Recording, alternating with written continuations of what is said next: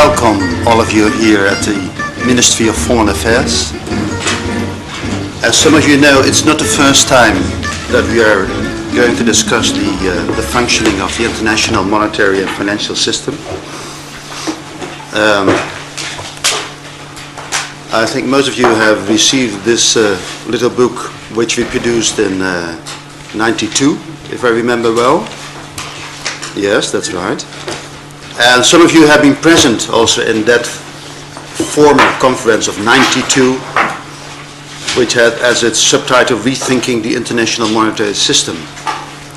And to mention the names, Ariel was present at the time, John Williamson was present at the time, and Stephanie was present at the time. And we didn't make much difference. But we tried. And I think that was the only conference where we ever had 3 participants from the IMF. Including your predecessor, Jack Borman. And we didn't have any representative of the World Bank. And this time it seems to be the same, though he should be with us. I was just told that he preferred to walk. Oh, I thought he preferred to walk, but it is another thing. He slept a bit too long. He will join us in a minute, I hope. The Hans Timmer of the World Bank.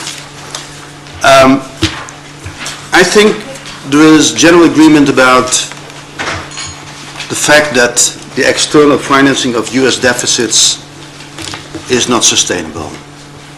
I think at least in this room we agree on that.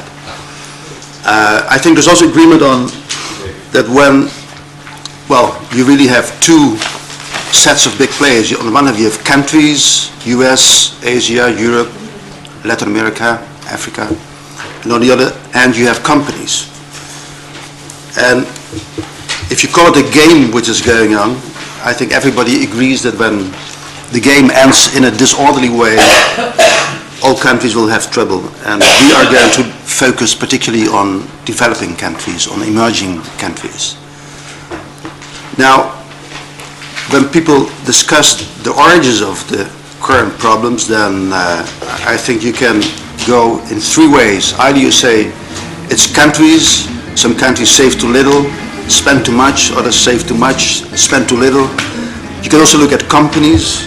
Some of the authors of papers have focused a bit more on companies. But you can also focus on the system, and that's what Ariel is saying. Well, if you focus on the system and you wonder, could we have a better system, then it seems to take some time. But some people have assured me that we will not have the current system forever, because never in history things have been forever, including this system. So.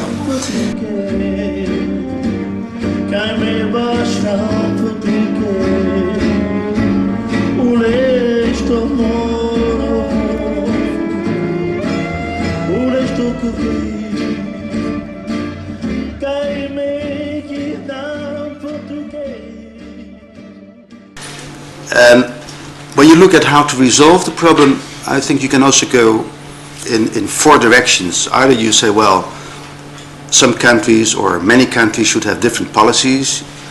You could look more at an international level and say, well, no, we need more coordination of policies, either worldwide, or if we can't do it worldwide, in Asia or somewhere else, we need to coordinate our policies in that area. And then finally, again, it's the idea of creating a different system. As you know, we will discuss this morning the global picture, and then in the afternoon focus completely on China.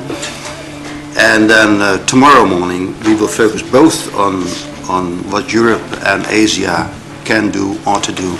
And then finally in the 4th session we will discuss more the system as it works and as it might or should work in, let's say, 10 or 15 years' time.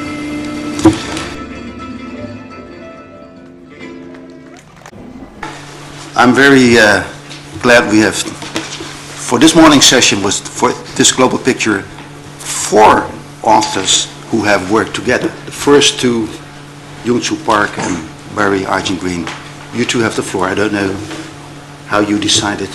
He's going to present. Okay. Barry. So thank you very much.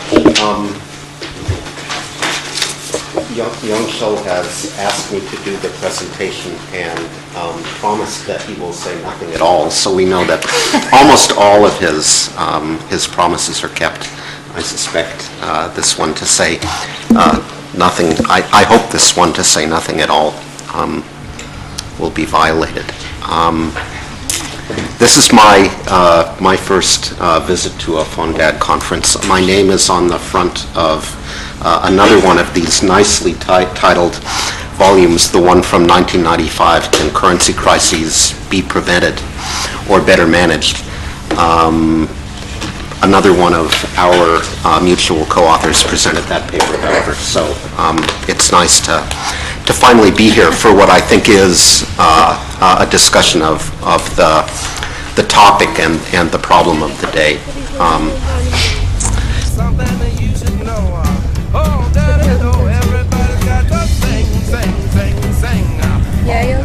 Alleen op het moment dat Jan het erover had, dat ik een... The paradox, as we say at the beginning of our paper, is that to date, the influence of this problem of global imbalances has been relatively benign. The United States has running deficits, has helped to sustain the growth of global demand. China, by running a large and growing current account surplus, has helped to sustain the growth of global supply. By providing a buoyant market for the exports of other countries, the U.S. has facilitated their pursuit of export-led growth. It's enabled emerging markets in Asia and elsewhere to accumulate unprecedented stocks of international reserves. By providing an elastic supply of consumer goods, China, for its part, has moderated global inflationary pressures, which has allowed the Federal Reserve and other central banks to maintain a relatively accommodating monetary stance, at least until recently. All of this could change quickly, of course, if questions arise about the sustainability of the U.S. current account deficit and about the willingness of America to take the steps needed to smoothly readjust its position. External finance for the U.S. deficit could dry up abruptly. If the U.S. capital account, as a result of that, moves toward balance, the current account of the United States will have to move toward balance as well. The curtailment of financial inflows into the U.S. will mean a reduced demand for dollar assets. U.S. Treasury bond prices will fall. By definition, that means U.S. interest rates will rise. As the demand for dollar-denominated assets is curtailed, the dollar exchange rate will depreciate.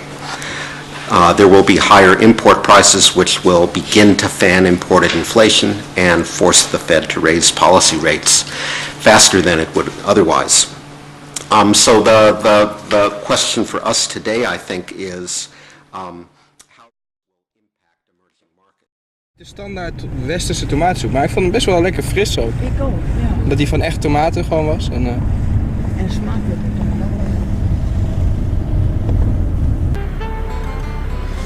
Dat is kijk, gaat dus. Heeft hij een petje? Nee, het niet al. Jongens, maar dat zit een jammer dat het lang zo was en dat het nou niet voorbij is. Ja, dat het heel 2003 is, hè? Want ik heb het, zeg maar, ik dacht nog steeds dat het allemaal heel modern was. Ik dacht, dat moet ik toch nog eens een keer van doen. Nou, ik kan alleen in de Arabische lounge. Ik heb het helemaal gemist. Moet je naar een Arabische club gaan, dan kan je ook van die kussens liggen. Van een Arabische theehuis.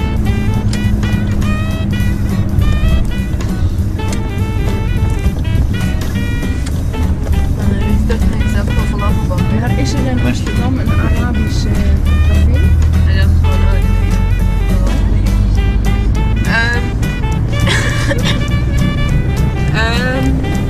Ja, dat zou wel moeten zijn. Het zijn er wel, maar alleen voor toeristen.